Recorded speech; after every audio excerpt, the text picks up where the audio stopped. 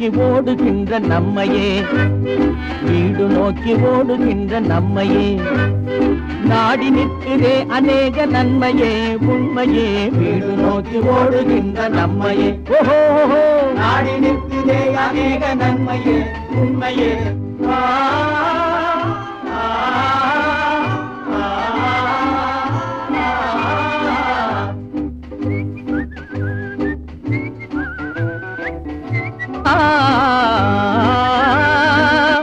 நாளை வீசும் நல்ல சோலை தென்றல் காற்றிலே,